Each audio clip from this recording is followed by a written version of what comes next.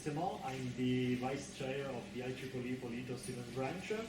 I'm very glad to be here today to see that the meeting room is almost full.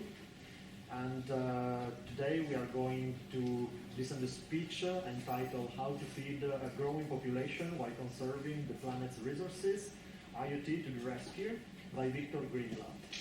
Victor Grimblatt has an engineering diploma in microelectronics from Institut National Polytechnique de Grenoble in France and an electronic engineering diploma from Universidad Tecnica Federico Santa Maria in China. He got a PhD on Electronics University of Bordeaux. He's currently Research and Development Group Director and General Manager of Synopsys Chile, leader in electronic design automation. He opened the Synopsys Chile Research and Development Center in 2006. He has expertise and knowledge in business and technology and understands very well the trends of electronic industry. Therefore, he is often consulted for new technological business development. He has published several papers in IoT, EDA, and embedded system development. And since 2007, he has been invited to several Latin American conferences, Argentina, Brazil, Chile, Mexico, Peru, and Uruguay, to talk about circuit design, EDA, IoT, and embedded systems. From 2006 to 2008, he was a member of the Chilean Offshoring Committee, organized by the Minister of Economy of Chile. In 2010, he was awarded as Innovator of the Year in Services Export. He's also member of several technical program committees on circuit design and embedded systems. Since 2012, he's chair of the IEEE Chilean chapter of the CASS. He was president of the Chilean Electronica and Electrical Industry Association from 2017 to 2021. Since 2021, he's member of the IEEE CASS Board of Governors. He's the chair of the IEEE CAS Special Interest Group or Electronics or Agrifruit. Victor Grimblatt was professor of electronics and integrated circuit design in Universidad de Chile and Universidad de los Andes. He's currently lecturing a course IoT for Agriculture at Universidad Santo Tomas and a course on digital integrated system design at the Universidad de la Frontera in Chile. Victor's research areas are electronic design automation and smart agriculture, applying machine learning, artificial intelligence, and IoT. So welcome, Victor Grimblatt. Thank you very much. I have to reduce the size of that history. Too many information that you don't need and I don't need either. So thanks for being here and thanks for inviting me to give a talk about smart agriculture. And we are trying to define what I think is smart agriculture and where we are on that. That work was done as part of my research work done at the University of Bordeaux, and it's in collaboration with Synopsys as well.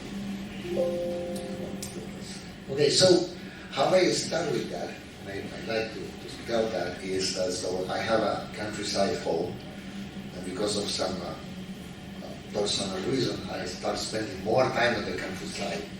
And one day I say, what about if we plant some tomatoes? Maybe we can have some good tomatoes. So I plant my tomatoes, start irrigating them, and put a lot of things, a lot of love also, because plants need love as well.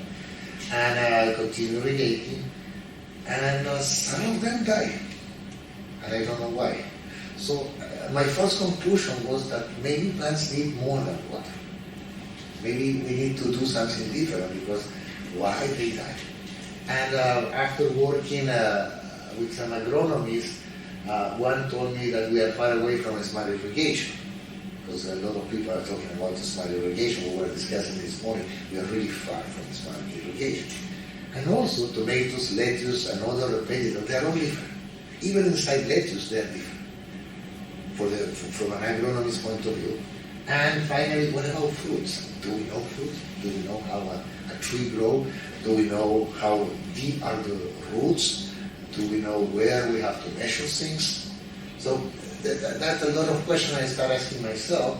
And so I will outline the problem we are facing, how I I will give you some main concept of IoT. You normally you are supposed to know IoT, some relevant agricultural data, and also how IoT can be applied to the smart agriculture. So the problem, the first one is the population is growing. So we are having a rate of growth that is quite important. So it is, even if it is decreasing now, that we are supposed to be around 7.4 billion, and by 2050 we will be around 9 billion people. Just think that 1 century ago, by 1900, we were just 1.65 billion. So in 120 years, we move from 1.65 billion and we arrive to 10 billion very soon. So that is critical. On the other hand, the other problem is the arable land, meaning the land that can be used for agriculture, is decreasing. So because we have more cities, we have also we are using the land in a different way, so we are decreasing on land. And you see that from 1965, that we were having almost 0.4 hectares per person, we are today at 0.2. There is no space to make agriculture. And this is the arable land per country. So some countries are still good, some others are not, but in general we don't have enough space to feed all the population we are going to have in the next 20, 30 years. And that is also very interesting because the global land use, if you consider that the Earth's surface is just 29% is land, all the rest is oceans, water. From that 29%, 71 is habitable, can be used by humans. The rest are glacier, barren land, so on. From that 71% that we are talking about 104 million kilometers square, 50% are dedicated to agriculture, 37% to forest, and urban it's just 1%. So when we think about cities, it's very small, but they are growing. And from that 50% on agriculture, we have the agricultural land, where we have an important part that is used for livestock, and a very small part used for non-livestock, meaning the fruits, the vegetables, and so on. But on the other hand, if we look at the global calorie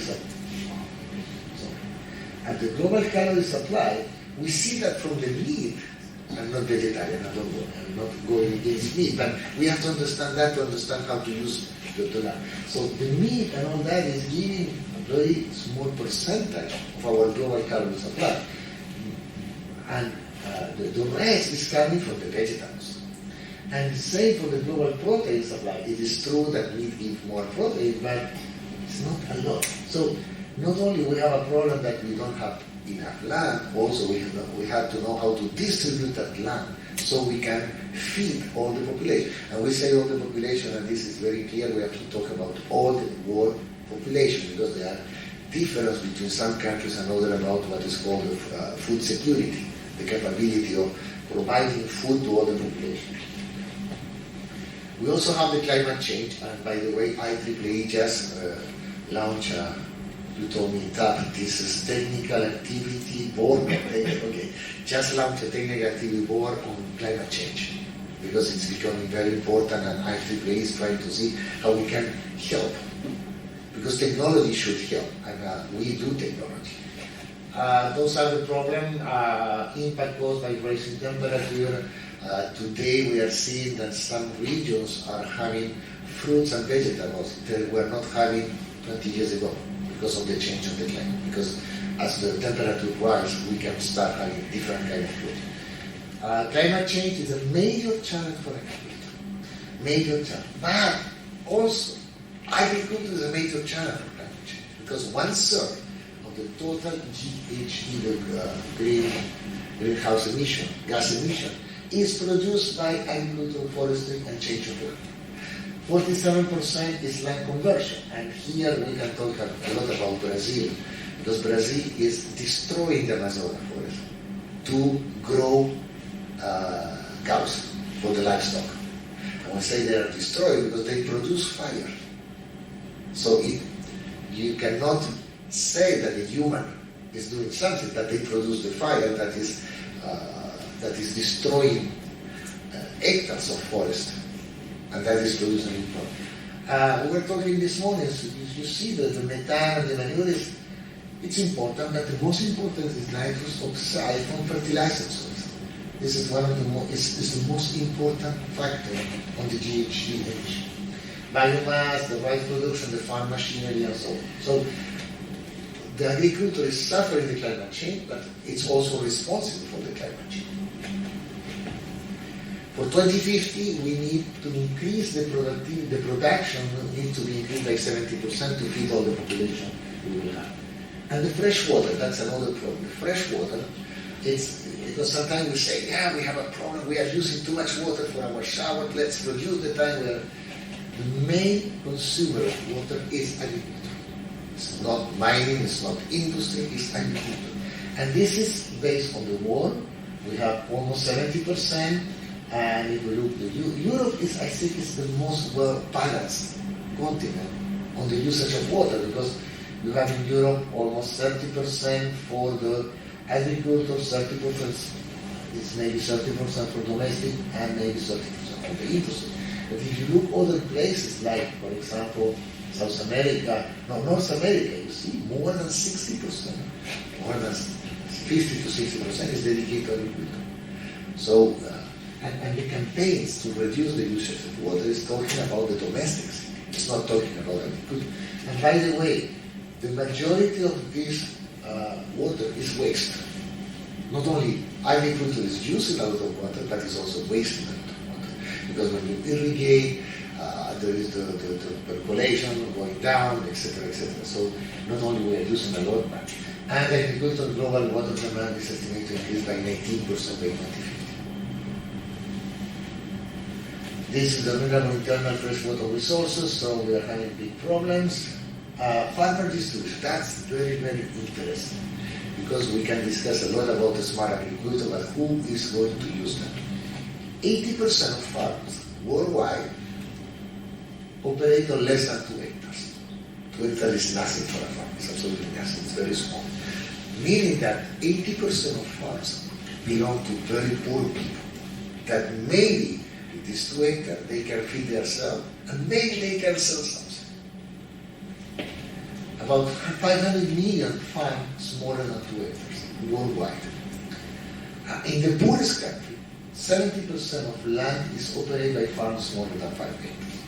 And small farms are very far from technology. They are not using. What are the reasons? Too expensive, the first one. Second one, it's hard to use. Imagine, I don't know if you have been in the countryside or you know the small farms. They can use maybe their cell phone, maybe they can use WhatsApp, maybe Facebook, and that's it. Some of the farmers are just into the school, and that's it. So they don't have the digital skills that are needed to implement technology and to use technology. Well, one of the things that is important, we're talking a lot about that, is to attract, because young people are also leaving the countryside. So we can attract young people to come back to countryside by technology. Let them study technology to be applied in the countryside, so they will be able to come back to their parents' home and start making a more efficient production of the soil. So this is the distribution. So less than 1 hectare is 72%. So you see that the small, over 20 hectares, 22% of worldwide. I don't have the number for Europe, but maybe it's a little different, but I don't think it's too different. In general it's very, very strong. Do not confound the farm itself with the production and the way that they collect. Several small farms collect things together, and there is a big producer of fruits or other things who is getting the money, but the farms, they are very, very small in general.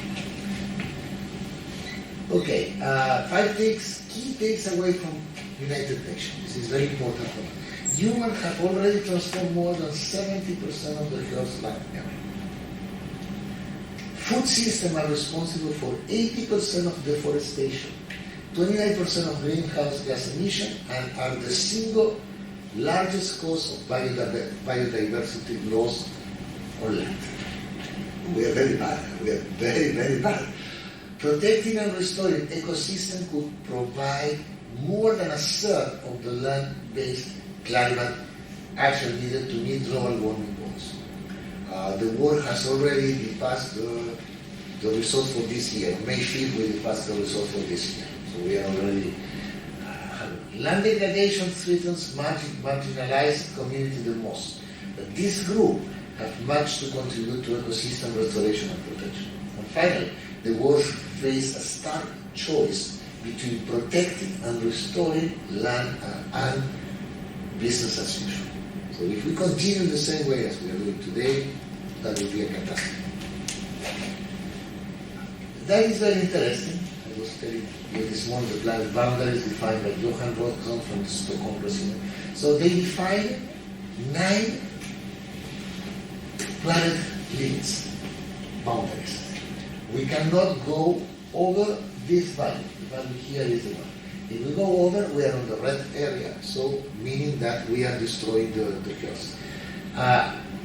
The 4 that are in red are impacted by agriculture. So agriculture is one of the cause of that. Biodiversity loss, land conversion, nitrogen and phosphorus loading, climate change. We also have the ocean acidification that is also coming from agriculture, chemical pollution, ozone layer depletion, air pollution, etc. And this is a very interesting, I'm also interested by economy, like it. This is a very interesting theory that is coming from Kate Rader. She's a professor in India. She created the donuts economy in 2012. And she said, independent of the GDP and all these numbers, the world economy has to be inside these 2 limits. So this is the reason she called that a donut economy. The lower limit or the inside limit is given by the United Nations sustainability objectives, meaning water, food, health, education. And the high level of the external border of the donut is given by the, what you call the ecological ceiling, is given by the planetary boundary.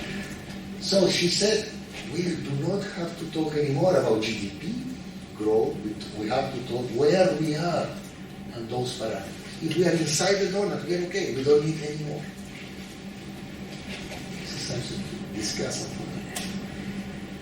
How technology can help to feed the humanity. This is the sustainable goals coming from the United Nations, and this is the regenerative agriculture. This is a new way to do agriculture where we are regenerating the soil. So the summary of requirements, why we are here, why we are thinking that we need to do something. More population to feed, less arable land, climate change, less fresh water, ecological footprint. And on the other hand, we need, because 80% of farmers are very small, low cost, low power. I forgot to mention that in general, farms are very far from the telecommunication capability. I mean, there is, we are talking about 5G, but at the farm level, there is maybe 1G, 2G maximum. There is nothing. There's no coming. Today, but by the way, today when we were coming back, there were a part of the road where it got no signal at all. Not even 0G. Easy to use, able to communicate. So we have an agricultural dilemma. We have to increase the productivity versus the plant context. So how to solve that? IoT to the rescue. We think that IoT will help us. We think, we are not sure.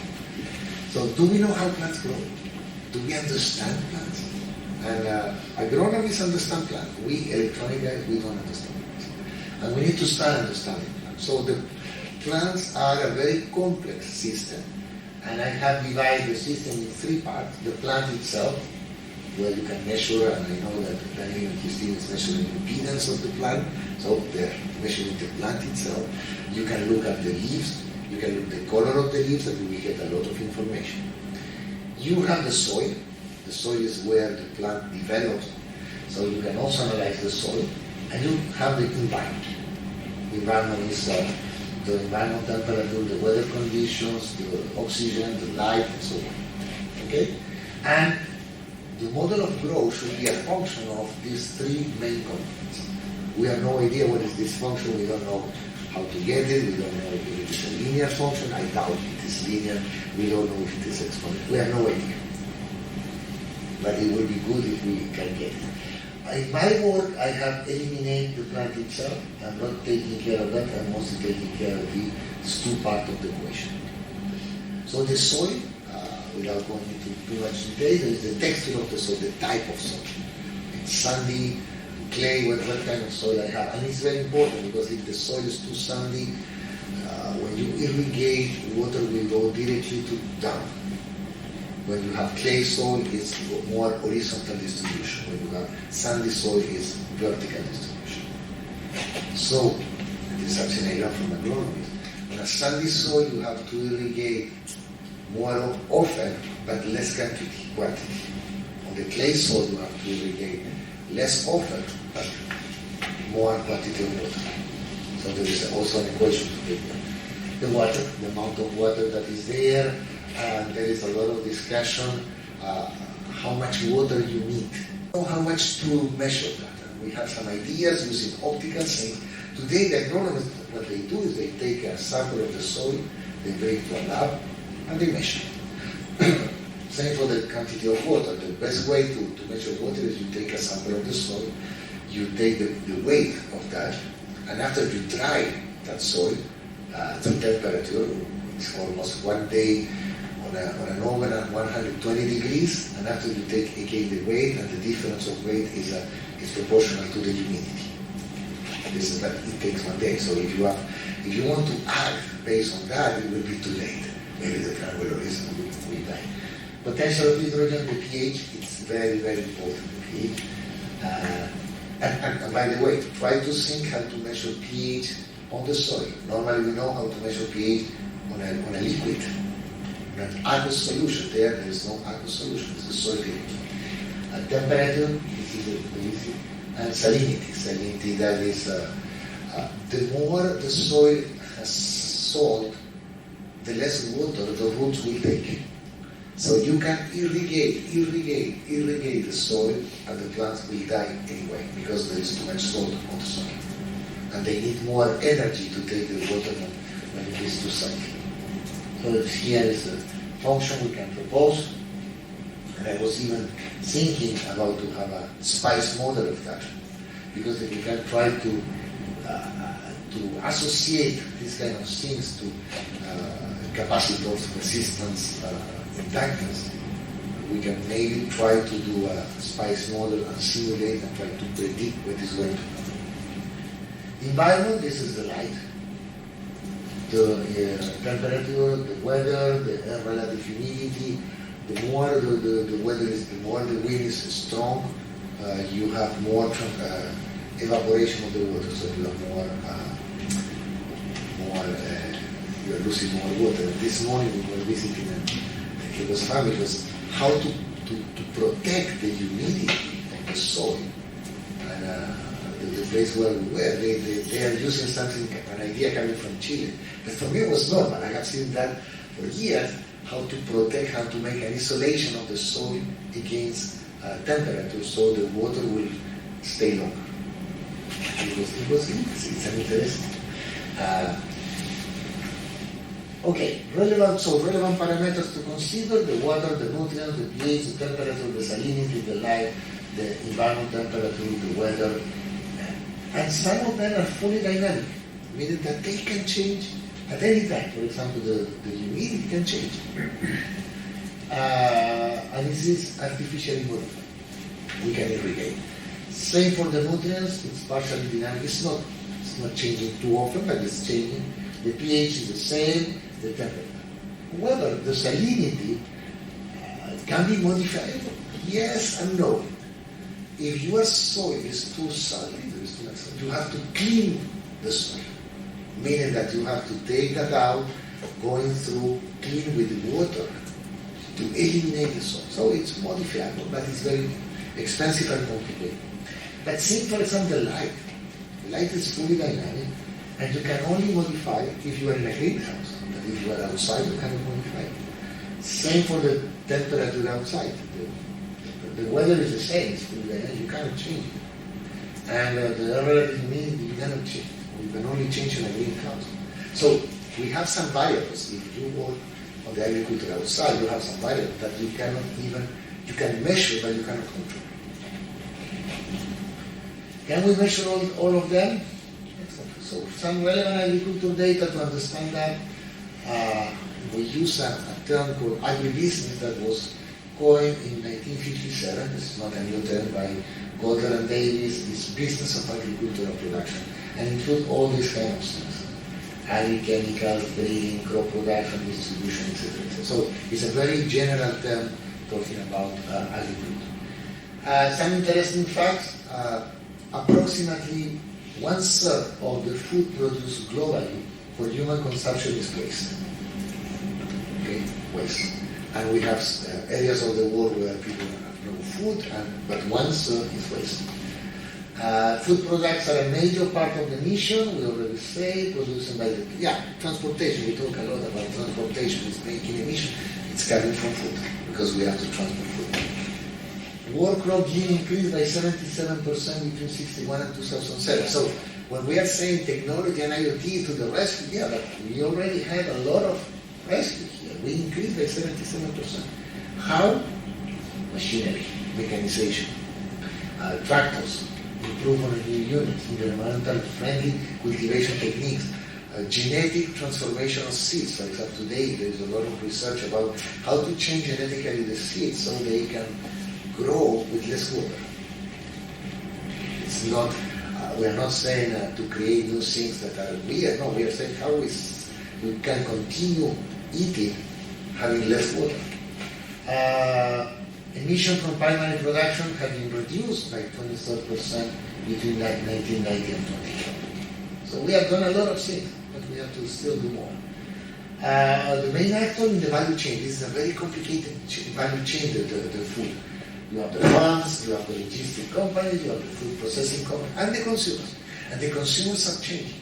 Right now, today, we want to know the name of the cow, of the steak we are eating. We want to know the name. We want to know what kind of food that cow was having. We want to know what kind of water the salad I'm eating was having. Who did it? Where? 20, 30 years ago, people didn't care about that. Today we are taking care of it. The farmers and food processors must be interact with many interrelated topics. So it's a very complicated domain. You have the farm supplies, the farm resources, the agricultural products, and the logistics. So you have a lot of things to consider on that system. And this is the ecosystem, so you have the farm in the middle, agronomists, the vets, the certification and inspection companies, the authorities, the consumer, the input suppliers, the contractor. And we are not putting here the electronics. This is just the old model of this value chain, of this ecosystem. If now we have to put here someplace the electronic or the IoT or the machine learning and artificial intelligence, that is becoming an important. So main concept, we are going fast on that because I suppose that you know what is IoT. This is one of the definitions I have found, this is another one. But for me, IoT, the most important thing and the most clear definition is to convert physical data on binary data, on numeric data, digital data that can be used by a computer. That is for me IoT. I take physical data and I convert to something that can be used on a computer. And what is the thing? Because we talk about things can be anything. A cow, building, some leaf, a container. You cannot imagine the amount of, I don't remember exactly the amount of containers that are lost. I'm not saying it's stolen, I'm not saying it's stealing, no, lost. We don't know where they are. It's around 10,000 or 20,000 per year. No idea where they are. I lost. I just put in some kind of IoT system and we can find that. It could be a big factory, could be a tree, could be a car, a luggage, and whatever. So that thing is whatever. Okay.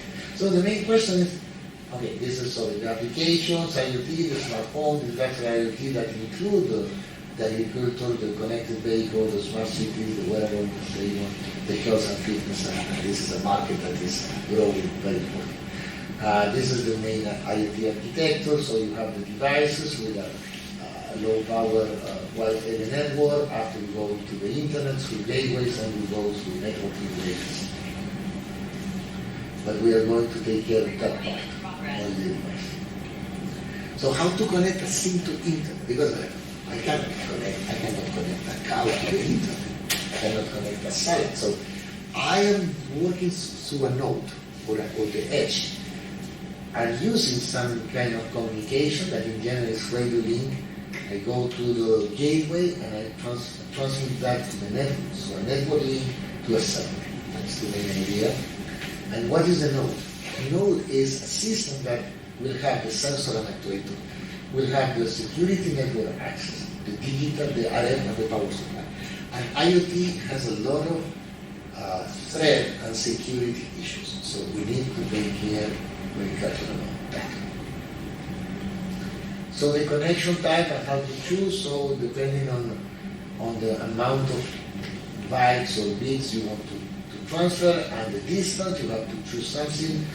In agriculture we use a lot LoRa, mostly LoRa and SIGFOX because we are big areas, very far, kilometers, and we transmit the temperatures maybe 1 byte, 2 bytes, so we don't need big stuff. I use the most sensor and the low-cost sensor. They are transmitting 10 bits.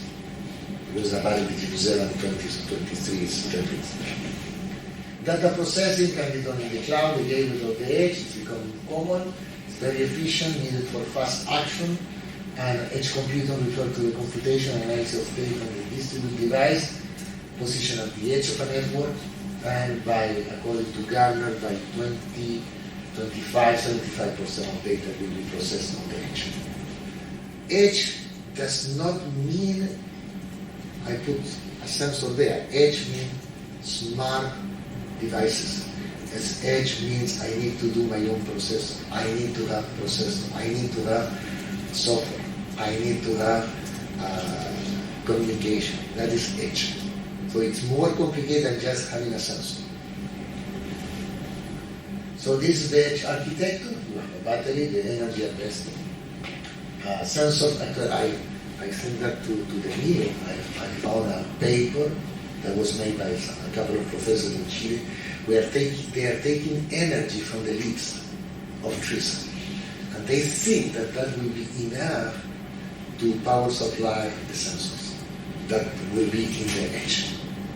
They are still studying that, how much cooler they can get, but the leaves of the trees are having energy. So you have the sensor, the actuator, the software, the processor, the storage, and some way of communication. Power management is very, very important when we are talking about the edge, because it's not only hardware, it's also software. By the way, you have to remember, if you don't remember, try to do it, that the consumption of the CMOS circuit is mostly when there are transactions. Go to 0 to 1, 1 to 0.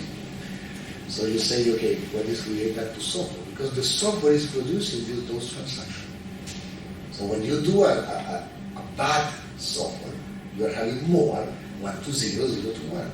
So you have to optimize also your software. The power budget for the edge include the IT sensor power, the frequency of data collection, how often we are going to collect, wireless radio communication, frequency of communication, how often we are going to communicate, microprocessor, microcontroller power as a function of core frequency. So you have to send your processor to sleep, wake up the processor when it is needed. Passive component power, energy loss from leakage or power supply inefficiency, and power reserve for actuators and motor. Every time, for example, you are doing a smart irrigation system, you have to activate the motors of the irrigation, so you need power. And please do not say that in the middle of nowhere in the land there is electricity. There is not.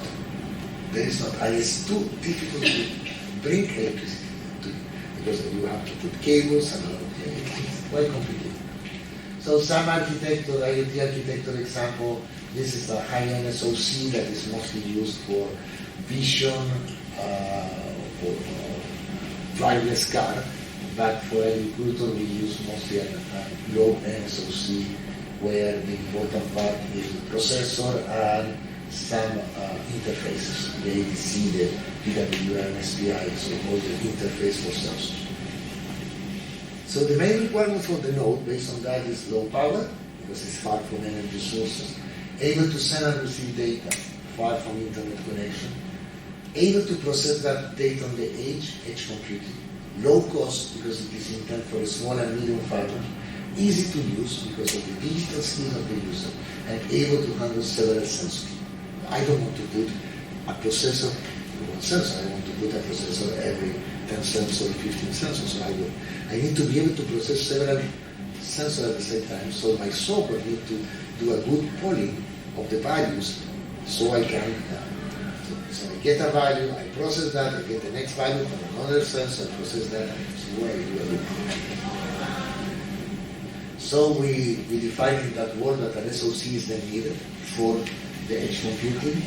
So the components system to monitor crop is an SoC with some peripherals, LoRa and a battery. How it works, we get data from sensor, process data in the edge, drive actuators, receive information, because we have to receive information for the weather stations, and we send information to the cloud for further analysis. How often? Maybe once a day. We don't need to send more.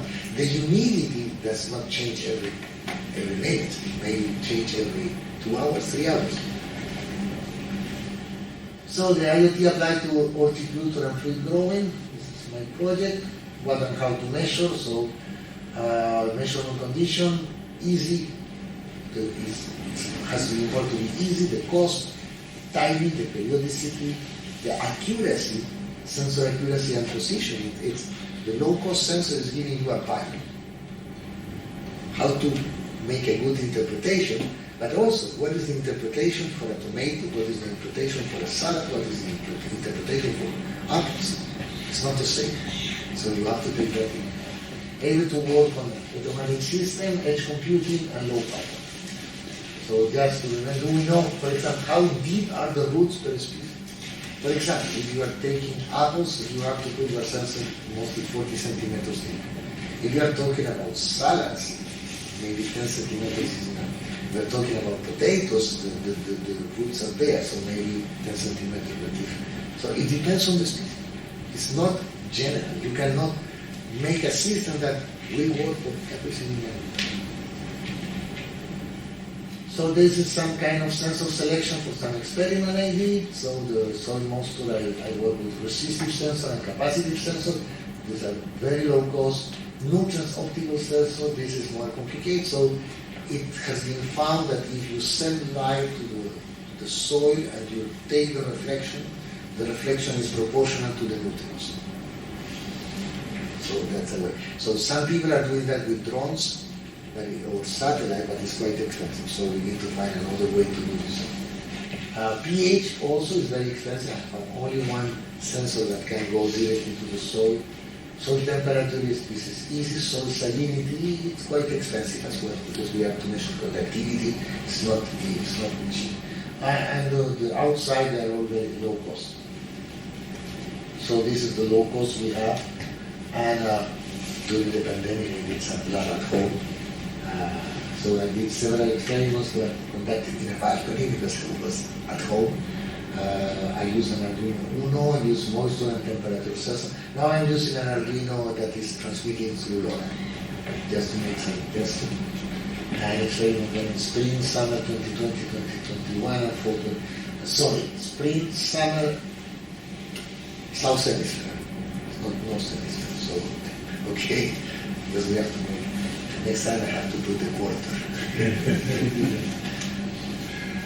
And the objective was to look how variables were measured and interact. I'm trying to find interaction between variables. More than say that the humidity is 50%, trying to find the relationship between the parameters. So that was the first one. This is the balcony. Okay. I put a box to protect the computer against dust and the sun. So I measured. I used 4 days experiment. I was measuring every 30 minutes. Okay, so this is some values. So the temperature, that's interesting. The soil temperature for a very good soil. Wait. And the moisture was mostly constant first 2 days, and move very quickly to from wet situation to dry situation, move very quickly. And there it's remain constant. This is another graph where the temperature versus solidus. Second experiment with cherry tomatoes. Cherry tomatoes in my balcony. Same objective and so on. I was comparing capacitive and resistive moisture sensor, and was also looking at the relationship between the parameters, and I got this kind of thing. So a question we're gonna see here, okay, because I have not irrigate after, but okay. So the closer we have to see zero, the wet is the soil. It's inverse. And this is the soil temperature and environment temperature. So soil temperature is more constant. It was using the same sensor, but the environment temperature is having more changes.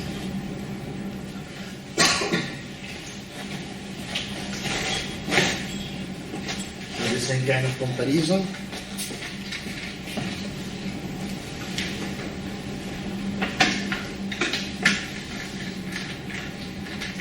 In general, it took 2 days. During 2 days, the temperature was very wet, the humidity, and after we moved to the dry condition. That is also soil temperature, yes. In that one, I start with a dry soil. No irrigation before, so it was very constant, the moisture. In that one, I started with a wet soil. And what is interesting is that maybe condensation or something, it's that when the temperature goes down, the moisture goes up. I have not irrigated at all during the experiment. So you can start making some conclusion there. And it's maybe because the temperature is going down, maybe condensation is produced, so some water is produced. You see in the labs, in the morning, you find a lot of humidity. Just in the morning. The third experiment was a bell pepper, same condition, and I was having the same phenomenon. So meaning, at the time the temperature was going down, the moisture was going up. That is also very interesting to see. So the SOC, I did lack of suitable existing platform, and I have found that there is a lack of suitable existing platform for agriculture. Specific application, low power, low cost. So this is the design flow I use. It's a normal IC design flow. That is the architecture, the top level of the node.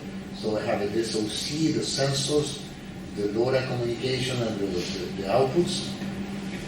And this is the architecture of my system. So I was using a processor that is coming from Synopsys, the ARC-TM4, which is a low power processor. And I was using a lot of peripherals. And the reason I was using a lot of peripherals is that I wanted to do a very general edge node for the agriculture. So I put a couple of ADCs, a couple of UART, a couple of GPIO, a couple of DAC, just to be sure that I can connect a lot of things. So this is the schematic. Of course, you cannot see too much there. This is the layout without paths, because I need to have the paths, where you see there the data memory, the instruction memory, and the standard cell, that is the processor. How to compute the data memory? How do you know how much memory? How do you know how much memory you want to put in the instruction? So what I did is, therefore, I say, okay, I will measure, I will get the parameters from the peripherals. So I will get the parameters from the peripheral every 30 minutes. So I am doing 48 measurements per input per day. So based on, I say, okay, I'm assuming that every measurement will be 2 bytes, etc., etc. I do the computation and I write to the size of the memory. For the instruction memory, that was a little more complicated. I don't know the software I will be using, but I do some estimation of software, and I also look what other platform like Arduino, the Raspberry, or some other processor platform are using. So I was using the same thing. And I divide the instruction memory in 2 memories. So I say, if I need more data, I can use part of the instruction memory for the data. This is the parameters of the SOC. And the energy and battery that I was estimating, the total power of the SOC is 6.5 milliwatt.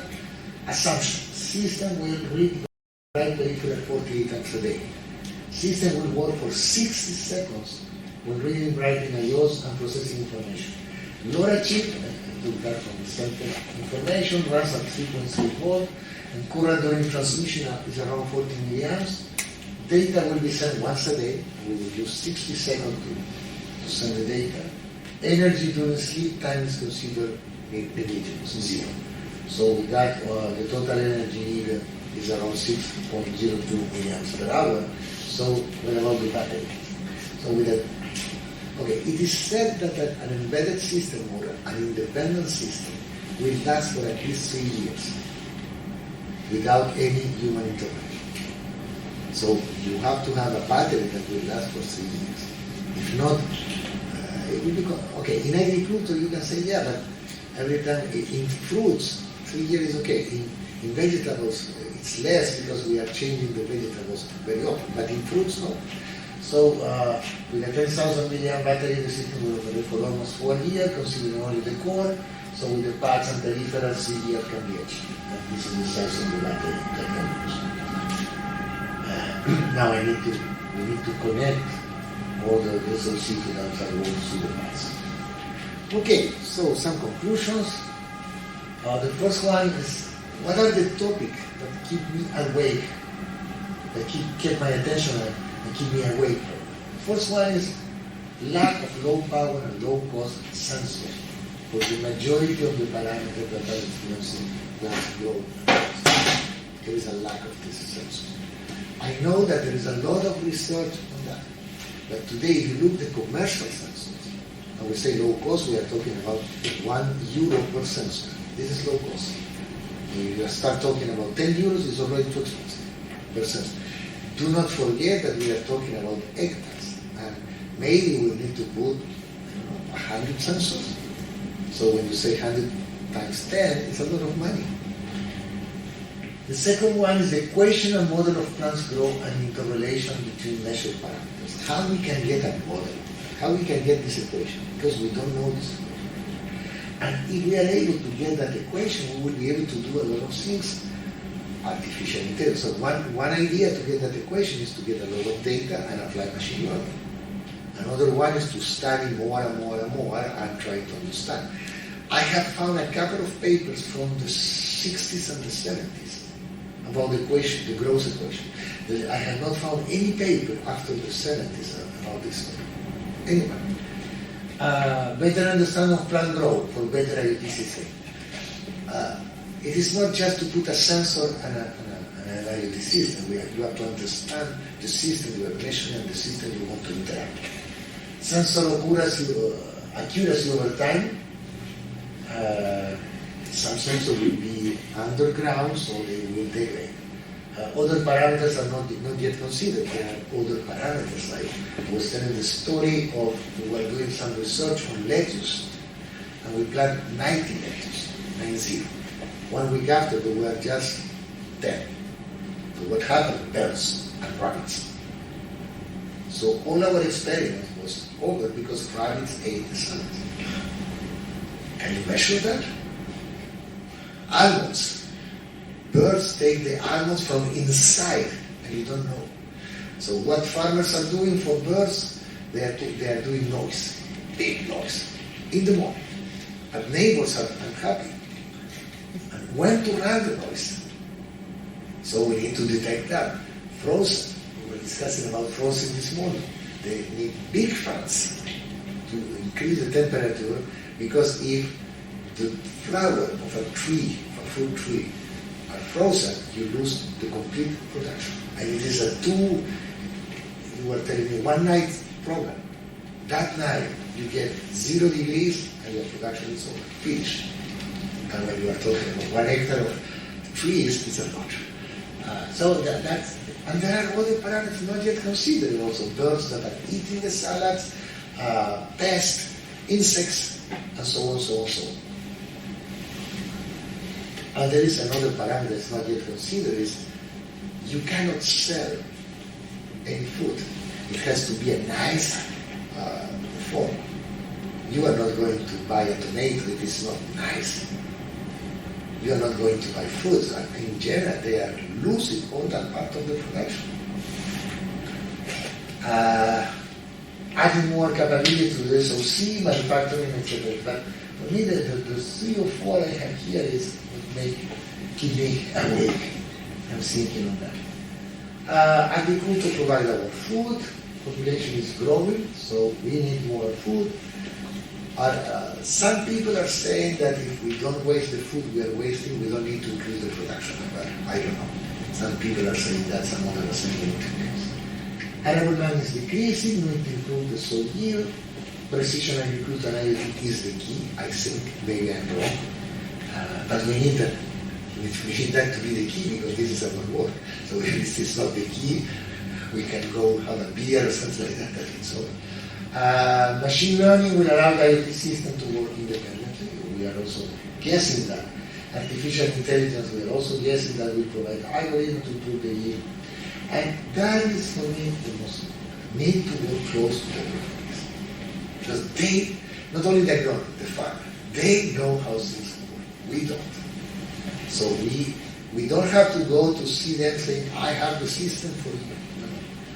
Tell me how you work, and I will try to help you in 2 or 3 small things that may, that there is an interesting thing. For example, on the dairy industry, milk production. The cycle of the cow is 28 days. So the cows, every 28 days can be pregnant. And it is very important for milk production to have a pregnant cow because if not, there is no milk. But the cycle is just 12 hours. Could happen during the night, could happen during the day. We don't know.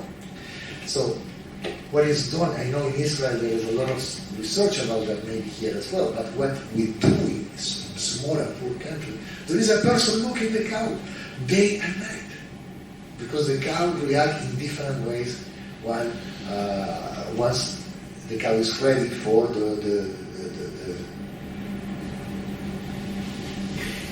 okay for the technically speaking, but we understood. Now I was looking my word in English, but okay, it doesn't matter. So 12 hours. If you lose the 12 hours, you have to wait 28 days. A cow, 28 days that you have to feed, you have to take care, so you are losing money. So having someone there is not good. But to be able to do a system, we need to understand how it works. So, for example, in one university in Chile, what they did, first of all, they have a dad as part of the team. They put cameras and they put sensors on the cow. They put a collar on the cow, and they were correlating the sensors with the image, with the video. And after that, they did machine learning, and now they have a system that works without cameras. But we need to learn a lot of things before we can do it. Like the 90 lettuce we plant, when we got to we're having only 10. How to avoid the rabbits. The rabbits are very fast at doing that.